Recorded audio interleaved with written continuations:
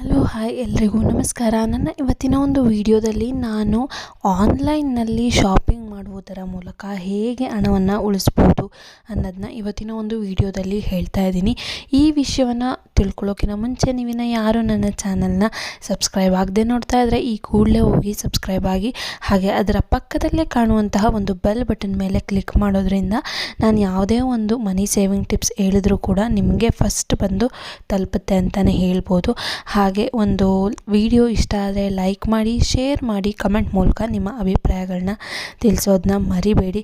ಯಾವುದೇ ಒಂದು ರೀತಿಯ ಹೊಸ ವಿಷಯ ಮನಿ ಸೇವಿಂಗ್ಸ್ ಬಗ್ಗೆ ನೀವು ಕೇಳೋ ಹಾಗಿದ್ದರೂ ಕಮೆಂಟಲ್ಲಿ ಆರಾಮವಾಗಿ ಕೇಳ್ಬೋದು ಅಂತ ಹೇಳ್ತಾ ಬನ್ನಿ, ಇನ್ನು ತಡ ಮಾಡೋದು ಬೇಡ, ಶುರು ಮಾಡೋಣ.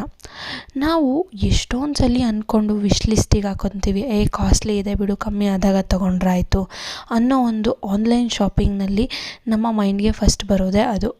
ಕಾಸ್ಟ್ಲಿ ಇದೆ, ನೆಕ್ಸ್ಟ್ ಯಾವಾಗಾದ್ರು ಆಫರ್ ಪ್ರೈಸ್ ಬಿಡ್ತಾರೆ ಆವಾಗ ನೋಡೋಣ ಅಂತ ಅಂದ್ಬಿಟ್ಟು ಎಲ್ಲ ತೆಗೆದು ನಾವು ವಿಶ್ ಲಿಸ್ಟ್ಗೆ ಇಟ್ಕೊಳ್ಳೋದು ಜಾಸ್ತಿ ಅಂತಲೇ ಹೇಳ್ಬೋದು.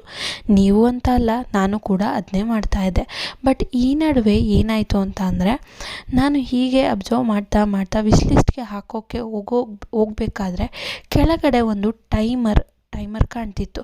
ಸೊ ಯಾವ ರೀತಿಯಾದ ಅಂಥದ್ದು ಅಂದರೆ, ಈಗ ಹಾಕ್ತೀನಿ ನೋಡಿ ನನ್ನ ಸ್ಕ್ರೀನಲ್ಲಿ ಲೆಫ್ಟ್ ಸೈಡಲ್ಲಿ, ಅದೇ ರೀತಿಯಾಗಿ ಇಲ್ಲಿ ನಿಮಗೆ ಕಾಣ್ತಾ ಇದೆ ಅಲ್ವಾ, 14 hours 45 minutes 34 seconds ಅಂತ. ಸೊ ಈ ರೀತಿಯಾಗಿ ಬಂತು ಅಂತ ಅಂದರೆ ಆ ಒಂದು ಆಫರ್ನ ಟೈಮ್ ಅದು ಅಂತಲೇ ಅನ್ಬೋದು. ಸೊ ಯಾಕೆ ಈ ವಿಷಯವನ್ನು ನಿಮ್ಮ ಜೊತೆ ಶೇರ್ ಮಾಡ್ಕೋತಾ ಇದ್ದೀನಿ ಅಂದರೆ, ಇದು ಬರೀ ಒಂದೇ ಒಂದು ಸೈಟಲ್ಲಿ ಇರುತ್ತೆ ಅಂತ ಅಲ್ಲ. ಅಮೆಝಾನ್ ಆಗಿರ್ಬೋದು, ಫ್ಲಿಪ್ಕಾರ್ಟ್ ಆಗಿರ್ಬೋದು, ಮೀಶೋದಲ್ಲಿ ನಾನು ನಾರ್ಮಲಿ ಶಾಪ್ ಮಾಡೋದು ಅದೇ ತರಹ. ಸೊ ನಾನು ಈ ಒಂದು ಟೈಮನ್ನು ನೋಡಿಕೊಂಡು ಏನಾದರೂ ಈ ರೀತಿಯಾದಂಥ 14 hours 2 hours 3 hours ಅಂತ ಏನಿರುತ್ತೆ ಇದನ್ನು ನೋಡಿಕೊಂಡು ನಾನು ಆನ್ಲೈನ್ ಶಾಪಿಂಗ್ ಮಾಡ್ತೀನಿ.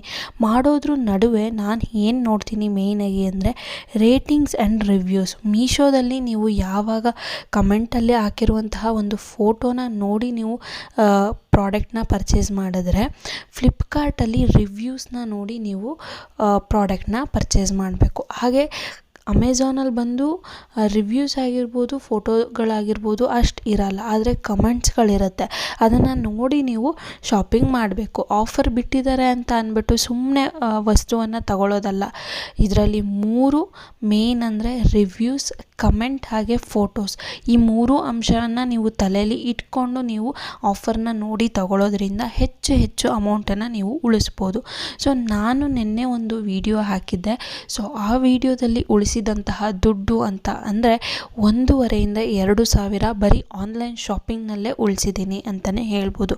ನಾನು ನಿನ್ನೆ ತಗೊಂಡಂತಹ ಹಲವಾರು ಪ್ರಾಡಕ್ಟ್ಗಳಿಗೆ ನಾನು ಎಷ್ಟು 300-400 ಕೊಡುವಂತಹ ಜಾಗದಲ್ಲಿ 150 ಕೊಟ್ಟು ತಗೊಂಡಿದ್ದು ಉಂಟು. ಸೊ ಈ ರೀತಿಯಾದ ಆನ್ಲೈನ್ ಶಾಪಿಂಗ್ ನೀವು ಕೂಡ ಮಾಡೋದ್ರಿಂದ ಸಾವಿರಾರು ರೂಪಾಯಿಗಳನ್ನ ನೀವು ಕೂಡ ಉಳಿಸ್ಬೋದು ಅಂತ ಹೇಳ್ತಾ ಇವತ್ತಿನ ಈ ನನ್ನ ಒಂದು ಪುಟ್ಟ ವಿಡಿಯೋ ನಾನು ಇಲ್ಲಿಗೆ ಎಂಡ್ ಮಾಡ್ತಾ ಇದ್ದೀನಿ.